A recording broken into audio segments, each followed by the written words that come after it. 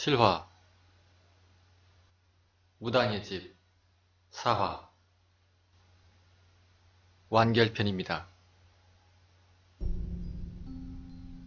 그렇게 우리는 그 집의 귀신에 대해 찾아다녔지만 어떠한 흔적도 또 단서조차 찾지를 못했습니다. 처음 했던 결심과는 다르게 그들을 찾으면서도 그렇게 열심히는 찾아다니지는 않았고 그냥 대충 찾아다닌 것 같습니다.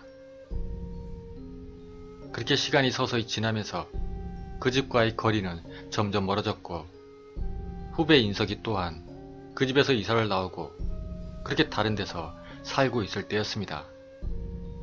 그날은 아마도 일요일이었던 걸로 기억을 합니다. 그때 전 우연찮게 여자친구와 같이 어느 점집에 가게 되었습니다. 그런데 그 점집은 마치 타로 카드를 보는 집시의 집처럼 서양적이면서 조명이 보라색이라 묘한 느낌이 드는 그런 집이었습니다. 그리고 거기 주인은 곱상하게 생기신 아주머니가 있었습니다. 그때 저는 그저 여자친구와의 궁합을 볼 생각이었고 또 그렇게 궁합에 대해 얘기를 하고 있을 때였습니다. 그런데 갑자기 그 아주머니께서 너 최근에 이상한 일 겪지 않았냐고 그렇게 저한테 묻는 것이었습니다. 그러면서 돈을 더 내면 나에게 쌓인 살에 대해서 얘기를 해주겠다는 겁니다. 그래서 전 속으로 뭐야 사기꾼 아냐? 라는 그런 생각이 들었습니다. 그런데 바로 그 순간 저의 머리를 스쳐 지나가는 것이 있었습니다. 그건 바로 저번 그 무당집에 대한 일이었습니다. 그래서 전 여자친구에게 잠시만 나가달라고 그렇게 양해를 구한 뒤에 그 아주머니에게 예전에 그 집에서 있었던 일을 차근차근히 얘기했습니다. 그렇게 저에게서 모든 얘기를 듣고 난 아주머니는 그때 저에게 이런 얘기를 해주셨습니다. 사람에게는 살이란 게 있는데 내가 가진 살과 그 집의 그 귀신이 가진 기운과는 서로 상극이라서 그 귀신이 괴로워한다는 것이었습니다. 저에게는 의처의부살이란 게 있는데 그것은 간단하게 말해서 의처증, 아내를 의심하게 되는 그런 것이라고 얘기를 했습니다. 그렇게 아주머니에게 그런 얘기를 듣고 있던 저는 무척이나 궁금했습니다. 그럼 도대체 그것과 그 귀신들이랑 무슨 상관일까? 라고 말이죠. 그렇게 대화를 나누고 나서 그때 그 아주머니께서 그 집의 귀신과 대화를 한번 해보고 싶다고 그렇게 말씀을 하시더군요.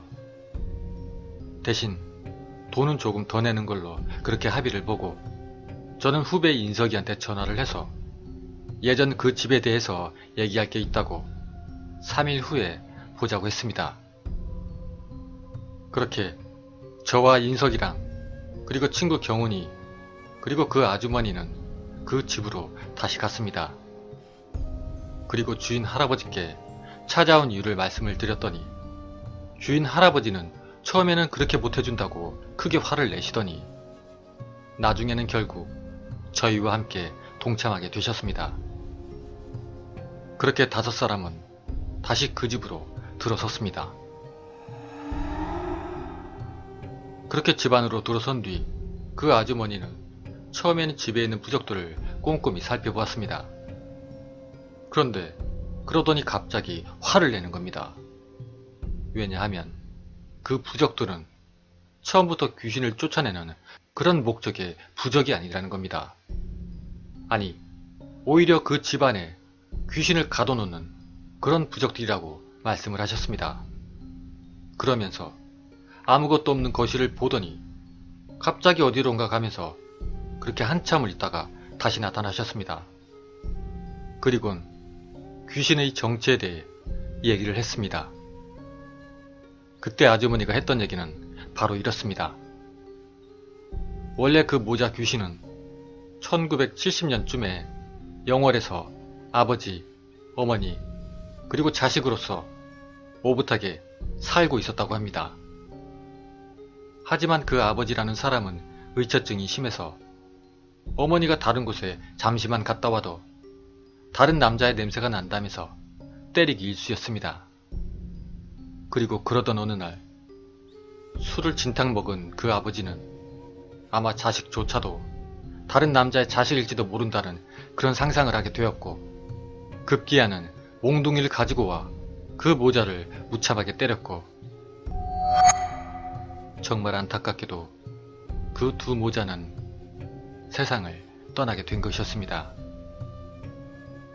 이 얘기들을 들으면서 그때 정말 온몸에 소름이 돋았습니다. 그러면 제가 가진 그 살땜의 그런 악몽, 제가 꿈속에서 그 두 모자를 죽이는 꿈을 꾸게 되었고, 어쩌면 그 모자 귀신은 나를 증오하고 있었던 게 아닐까 라는 생각이 들었습니다. 그리고 또한 왜 강원도 영월에서 죽은 귀신이 여기까지 와 있는 걸까 라는 그런 의구심이 생겼었습니다. 공포 영화 같은 데서 보면 비밀이 서서히 풀려가면 의문에 쌓인 한 사람이 마지막에 모든 걸 털어내지 않습니까? 바로 그 공식처럼 주인 할아버지께서 말씀을 해주셨습니다. 그 말씀은 대충 이렇습니다. 예전에 이 집에는 무당이 살았었는데 주인 할아버지와 그 무당 간의 사이가 무척이나 안 좋았다고 했습니다. 할아버지는 처음에는 그 사람이 무당인 줄 모르고 계약을 했는데 나중에서야 그 사람이 무당이란 걸 알고 그 사람이 마음에 안 들었다는 겁니다. 문제가 된 건 바로 집값이었죠.